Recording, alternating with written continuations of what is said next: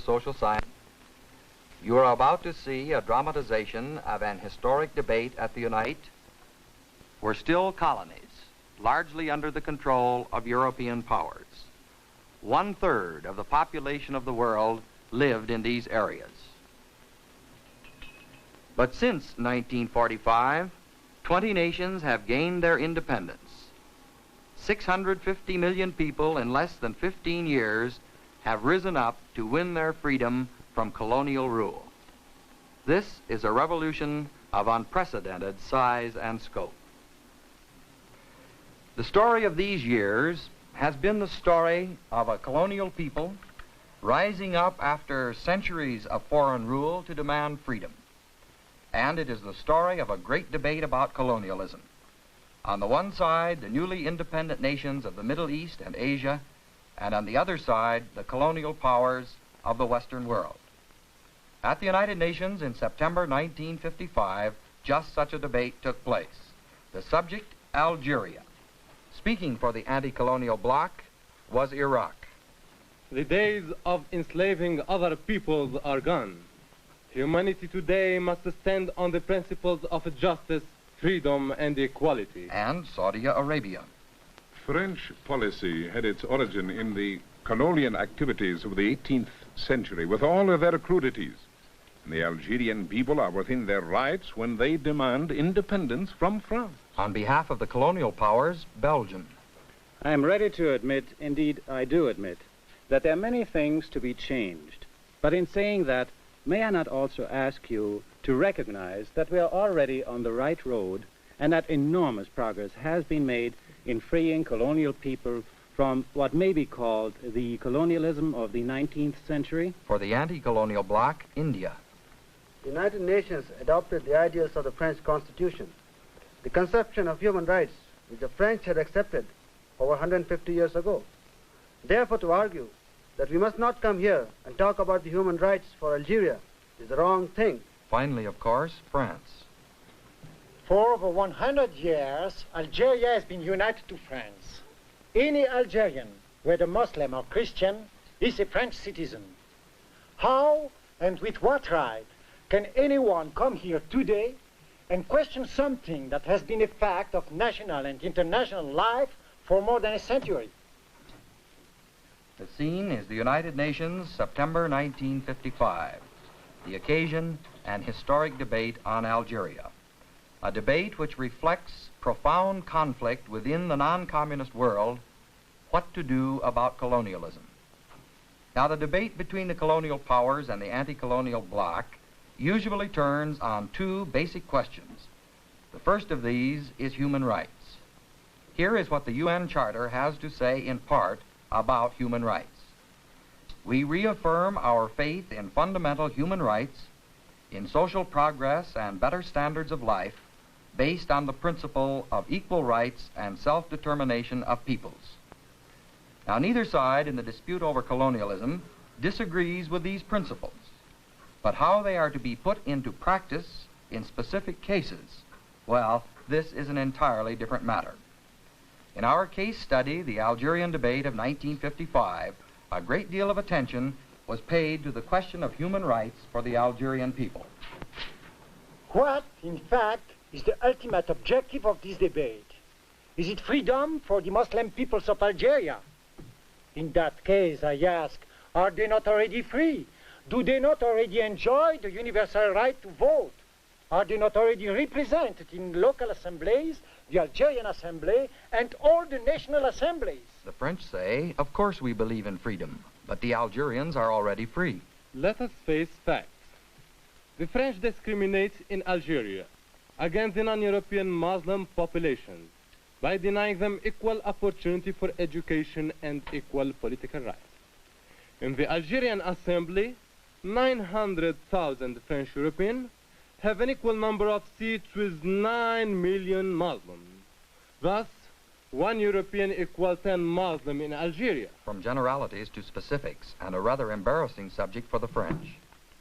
Of course, the identical thing holds true in the National Assembly in Paris. Algeria is allowed 30 deputies to the lower chamber of the French Parliament. 15 deputies represent some 900,000 French residents in Algeria. The other 15 deputies represent 9 million Algerian Muslims. I have frequently in the past, as well as today, listened to delegates discussing the features of French electoral law and telling us that it ought to be overhauled. But they made the mistake of awakening my curiosity, and I went to the trouble of looking up electoral law in their own countries. I will not conceal from you my surprise at finding that in countries of many of the speakers that preceded me here, there was no electoral law at all. The tables are turning. Good electoral laws, it seems, are everyone's business. It is true that we don't have good electoral law. We recognize our backwardness. But the fact is that we are free to develop ourselves. And it is this blessing of freedom that is most fundamental and basic for all the people who wish to develop themselves as a human being worthy of that name. The Belgian delegate has just described how certain states who ignored the very existence of the right to vote and the elementary rules of justice had the temerity to attack France. France will not tolerate insults or slanders against its civilizing work at a time when countries still exist in which minorities are subjected to cruelly discriminatory treatment, where abject poverty is fatalistically accepted, where the illiteracy rate is as high as 80%, and the infantile mortality rate, unfortunately, in the region of 800 per thousand. Let these countries appeal to the United Nations for guidance and assistance in the efforts which it is their duty to make at home. Therein lies the true mission of the United Nations. It is through constructive work that it should expand its activities. Adroitly, the colonial powers have turned the discussion to an area where France's record is rather good. One thing has astonished me in this debate. To listen to certain representatives, one would think that there's only one single human right, the right of a people to political independence. Now, far be it from me to deny for one moment the importance of that human right. But the right of a people to political independence is not the only right that must be guaranteed. Amongst those rights, we must include common justice and also, of course, social justice. I hope the Belgian delegate will open the Charter at Chapter 11 and read along with me Article 73, which reads, to develop self-government, to take due account of the political aspirations of the people, and to assist them in the progressive development of their free political institutions according to the particular circumstances of each territory and its people and their varying stages of advancement. It is our obligation to see to it, whenever dependent people are mature and call for self-determination and freedom, these organizations must assist them. We have returned to the question of political independence. Listen to the French delegate. Much has been made of the fact that there are peoples in Algeria who differ in race, language, and religion from the population of continental France. And the conclusion has immediately been drawn that to be free, these people must be separate. This is a strange argument. Are we to understand that it is impossible for men of different races and religions to live together in peace as citizens of the same state? Could anyone in this forum wish to champion racial theories or provoke religious fanaticism? Of course not. We believe, and millions of people throughout the world share our belief, that it is possible for the Algerians and us to live side by side in peace, closely united in a single political organization. But the real fact of the matter can be put quite simply. There are two people in Algeria, the French and the Algerians. And while the Algerian is fighting for liberation, France is using brutal repressive measures to quell this urge for freedom. Everyone is in favor of freedom and justice. But how to achieve these rights is the first basic issue in the dispute over colonialism. The second issue is the question of jurisdiction. To whom does the colony rightfully belong? Now, this is very important. For one thing, if it can be shown that a colony rightfully belongs to the colonial power, in this case France, then the international community and the UN has no business discussing the question. The UN Charter puts it this way: the United Nations is not authorized to intervene in matters which are essentially within the domestic jurisdiction of any state. Now, just as everyone believes in human rights, so everyone believes in the principle of domestic jurisdiction. The principle, that is, that each nation ought to run its own internal affairs. But the real question is, how do you decide whether or not a colonial power exercises legitimate jurisdiction in its colony? In the Algerian debate of 1955, colonial and anti-colonial powers struggled with the question of jurisdiction, and once again were sharply divided. My statement will be brief, but very direct.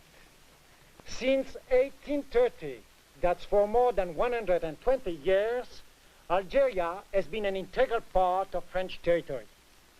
Every international treaty that we have passed, including the United Nations Charter, applies to Algeria as French territory, and no one has ever thought of disputing that fact. In Algeria, I remind you, live 1 million European and 9 million Muslims. It is strange in the age of freedom and equality, we are told that Algeria belongs to France. Algeria, where 9/10 of the population are not French at all. I do not say that Algeria belongs to France. I say that Algeria is France. For over 100 years, Algeria has been united to France on an equal footing with the Ile-de-France, Brittany or Auvergne, such that any Algerian, whether Muslim or Christian, is a French citizen. The French appeal to history and French law, but these are not the only criteria. The attitude which the French appear to take is that since Algeria is a part of France, an Algerian is a Frenchman. We lived in India for many centuries as a dependency. We were called at one time British subjects. That was bad enough. But nobody dared to call us Englishmen or told us that we should call ourselves Englishmen. So to an Algerian, or to anybody who is not French, to be called a Frenchman is not a great honor, in our humble opinion. What are the opponents of France doing? They're discussing the scope, validity, the wisdom of a number of French laws. And what laws are these? Some of the laws in question are over a century old. What you are actually doing is discussing a whole group of French constitutional laws. The French Constitution of 1875 and that of 1948 govern the relations between France and Algeria. But there is something new. There are no Muslim peoples in Algeria. There is no Algerian nation in that part of the world. The inhabitants of Algeria are French. They are not Algerian. And with this simple affirmation, an attempt is made to erase a whole chapter in the history of the brilliant Muslim civilization. And we in the United Nations must accept with blind religious faith what the Constitution of the French Republic says. An attempt is being made to hoodwink this assembly over a century of military and political occupation of Algerian territory. And the subjection of a whole people to a foreign yoke do not, in our opinion, constitute an irrevocable title of ownership and dominion. The Saudi Arabian delegate argues that Algeria was conquered and therefore the United Nations has the right to intervene in Algerian affairs.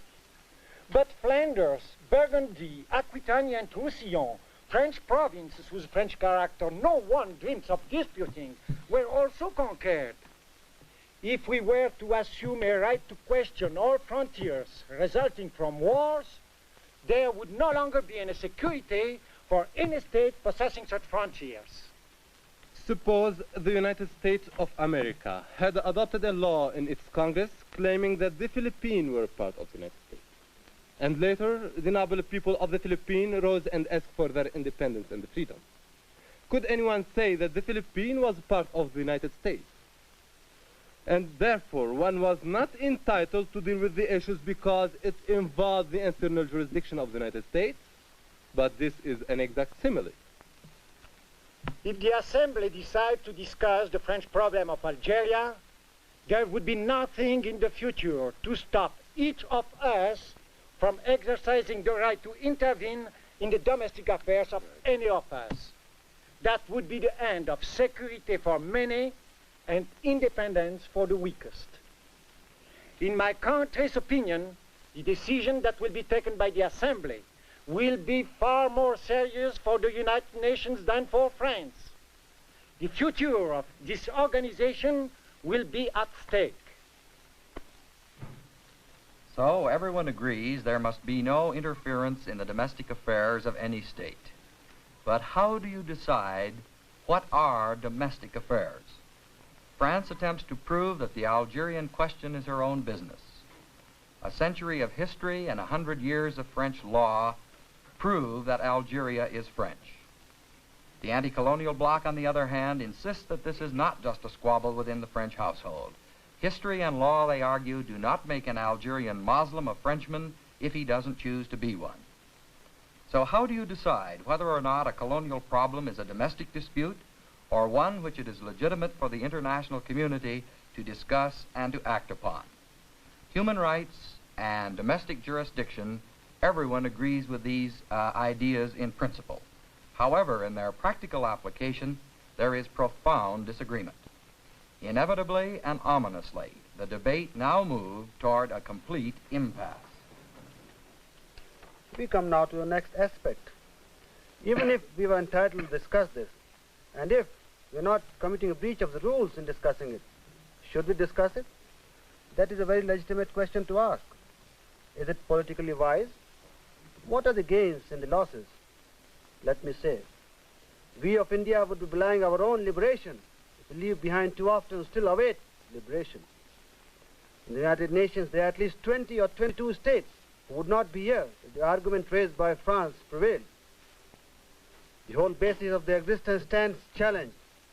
That is to say, if an empire cannot be overthrown, if a conqueror cannot be displaced, if lost liberty cannot be rewon, then very few of us will have a place here. I think the discussion of the Algerian question will assist in allowing some of the pent-up steam to be released without explosions. It will give the Algerian people some confidence in that the other people are thinking of them. After 3 or 4 weeks of discussions, what could we say? We could say that the Algerian problem has disturbed us. We could ask the French government to take urgent steps to deal with it. We could ask it to seek a peaceful solution acceptable to the majority of the Algerians. That is the most we could do. What then is the object of all this debate? Why must all this political wisdom, all this human sagacity be mixed with so much emotion, so many insults, so many wounding remarks? When my people read daily in the press that their brethren in Algeria who are both Arab and Muslims are being dealt with by helicopters, by airplane, by French armed forces, that so many Algerians have been shot and that so many villages have been destroyed, what would one expect the repercussions to be concerning the relations of my people with the people of France? I know that as a speaker I am given to polemics, and I must sometimes make a great effort to restrain myself. But I must admit that what I have witnessed here today, I am saying it as kindly as possible without raising my voice, has struck me as bizarre. Some representatives and delegates are really, I'm looking for the most parliamentary and least offensive term, very imprudent. To my opinion, international life can only be based on 2 great virtues. The spirit of moderation and the spirit of understanding. There's no international question in which one country is entirely right and the other entirely wrong. The truth is quite otherwise. The first virtue of a politician who aspires to international politics is to try to understand. The second is moderation. There is nothing gained in international affairs by rushing headlong into extreme and exaggerated solutions. A true international policy is, I'm not ashamed to proclaim it, an international policy based on compromise. What then is to be done? The answer is simple. We must trust France. Now, does France deserve our trust? I was shocked indeed to hear it implied here that France is imperialistic, colonist, bloodthirsty, and cruel. I do not say that all the pages of French history are equally fine, but where is the country that has bestowed on mankind so many and such diverse benefits, intellectual, scientific, and political? And before condemning such a people outright in thoughtless terms, the critics should pause and reflect upon the long tradition of a glorious past. My delegation regrets to say that we have had no evidence that France deserves our trust. We have little confidence in any act of France with regard to Algeria, and it would do the United Nations no honor to ignore the appeal for justice by the Algerian people. It would be perilous to place their fate at the mercy of France's ruthless forces. Oh, very well. Let us suppose that the argument opposed to mine prevails. What is the very least that France could do? It is what all of us would do if we were in France's position. It would be not to submit to the strange verdict of this assembly, but rather to say, continue the procedures you have started, but without me. I contest your jurisdiction, and I am leaving. And whatever you decide then without France would be nothing more than beating the air. This was the debate on Algeria in the United Nations in September 1955. Both sides were now embittered. France accused the UN of unjustified interference in her internal affairs. The anti-colonial bloc accused France of unjustified colonialism, of using methods of force and repression, and insisted that it was the duty of the UN to call attention to these injustices. In the United Nations General Assembly, tensions mounted rapidly. The issue was finally put to a vote. The exact question was, should the Algerian dispute be placed on the agenda of the General Assembly? 28 nations voted to include the Algerian item. 27 voted against placing Algeria on the agenda. The anti-colonial bloc had won its fight for the moment. Then Monsieur Pinet, the head of the entire French delegation, mounted the rostrum. He stunned the assembly. He said, I must state that in a matter which is essentially within its domestic jurisdiction, my government refuses to accept any intervention of the United Nations which would be in defiance of the provisions of the Charter. It will consider as null and void any recommendation which the General Assembly might make on the matter. My government is going to consider the question, and I say this in all seriousness and with deep regret. I do not know what consequences the vote which has just been taken will have on the relations between France and the United Nations. A shocked assembly watched the startling climax to a bitter debate.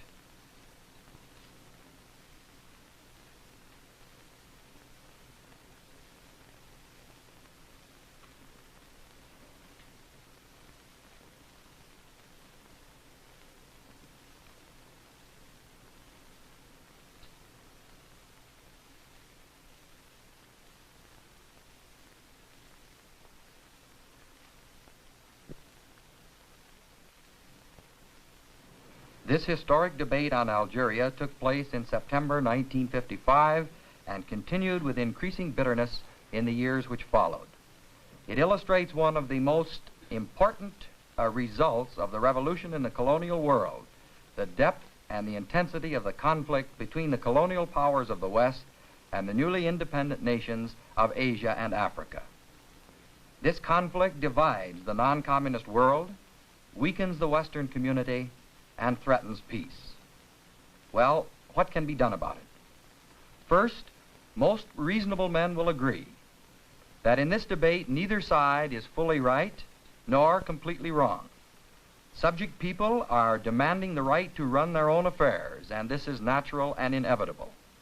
Most people who believe in democracy will agree that this demand is just. However, it must also be pointed out that it is no small matter to disrupt the institutions of government and society which have been developed over centuries. Second, most students of the colonial problem feel that a colonial power must realistically and responsibly prepare its colonies for self-rule. They must train leadership. They must develop a stable economy. And third, many feel that the colonial powers in general will not put forth energetic efforts to develop responsible self-rule unless they are forced to do so by the fear of violence. The anti-colonial bloc, on the other hand, must recognize that preparation for self-rule requires time, and that no one will gain if through the use of force a colonial people achieves self-rule before it is prepared for it. One conclusion certainly seems certain. There will remain serious differences between the colonial and anti-colonial worlds for a long time to come. That is why, in the words of the Belgian delegate, restraint and moderation are so necessary. For without restraint and without moderation, the colonial revolution will tear the free world apart, and all of us will be the loser.